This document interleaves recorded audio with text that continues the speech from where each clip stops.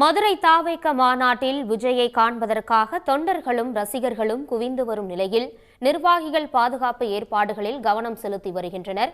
தொடர்பான முழு விவரங்களை இந்த செய்தியாளர் சமய மணிவண்ணன் வழங்க கேட்கலாம். சமய மணிவண்ணன், தற்போது அந்த பகுதிகளில் எவ்வளவு தொண்டர்கள் குவிந்து வருகிறார்கள்? கூட்டம் அதிகமாக இருக்கும் என எதிர்பார்க்கப்படுவதால் பாதுகாப்பு நடவடிக்கைகள் என்ன மாதிரியாக எடுக்கப்பட்டிருக்கின்றது? தொடர்பான விவரம். வணக்கம்.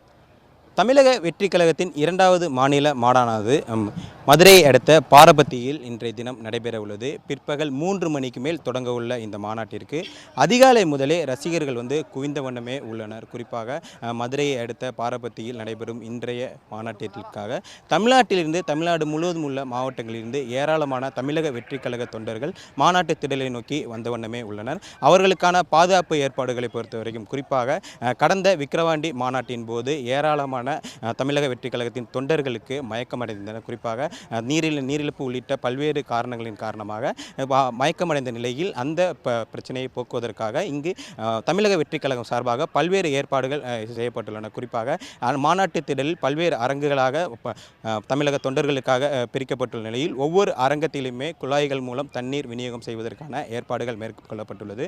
குறிப்பாக அரங்கங்கள் மட்டுமல்லாது மாநாட்டு திடலுக்கு வெளியேயும் ஆங்காங்கே குடிநீர் தொட்டிகள் வைக்கப்பட்டு தொண்டர்களுக்கு தொடர்ந்து குடிநீரானது வழங்கப்பட்டு வருகிறது.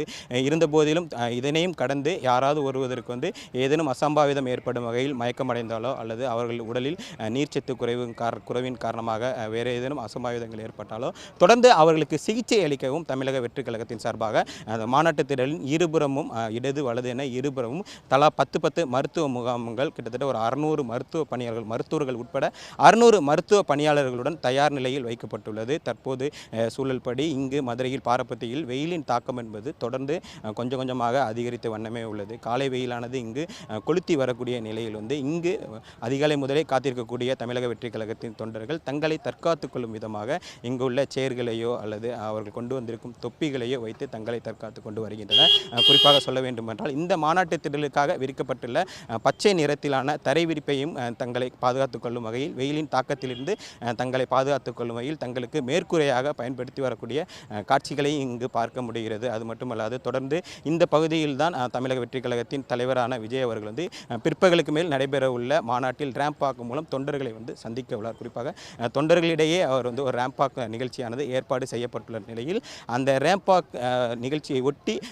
வாக்கை ஒட்டி வைக்கப்பட்டுள்ள கம்பிகளிலும் ஏராளமான தமிழக வெற்றிக் கழகத்தின் தொண்டர்கள் ஏறி உட்கார்ந்திருக்கக்கூடிய நிலையில் தற்போது அதனை தவிர்க்கும் விதமாக அந்த கம்பிகளின் மீது கிரீஸானது தடவப்பட்டு வருகிறது. தொடர்ந்து எந்த அளவுக்கு பொதுமக்களுக்கும் சரி இங்கு வந்துள்ள தமிழக வெற்றிக் கழகத்தின் தொண்டர்களுக்கும் சரி எந்த அளவுக்கு பாதுகாப்பு ஏற்பாடுகளை முன்னெச்சரிக்கை நடவடிக்கைகளை மேற்கொள்ள முடியுமோ அந்த அளவுக்கான பாதுகாப்பு நடவடிக்கைகள் தொடர்ந்து தமிழக வெற்றிக் கழகத்தின் சார்பாகவும் ஏற்பாடு செய்யப்பட்டு வருகிறது. ஆங்காங்கே வெயிலின் முகாமிலேயே அவர்களுக்கான சிகிச்சைகளும் முன்னெச்சரிக்கை நடவடிக்கைகளும் தொடர்ந்து மேற்கொள்ளப்பட்டு வருகிறது. தற்போதைய நிலையில் கொஞ்சம் கொஞ்சமாக இங்கு மாநாட்டு திடலை நோக்கி தாவேக தொண்டர்கள் தொடர்ந்து வந்த வண்ணமே உள்ளன. பிற்பகலை நோக்கி தொடங்கும் தமிழக வெற்றிக் கழக மாநாடு தொடங்கும் போது அதிக அளவிலான தொண்டர்கள் இன்னும் அடுத்தடுத்து வருவார்கள் எனவும் எதிர்பார்க்கப்படுகிறது. அவர்களுக்கான வசதிகளையும் ஏற்படுத்தும் முழு வீச்சில் தமிழக வெற்றிக் கழகத்தின் நிர்வாகிகளும் ஈடுபட்டு வருகின்றனர்.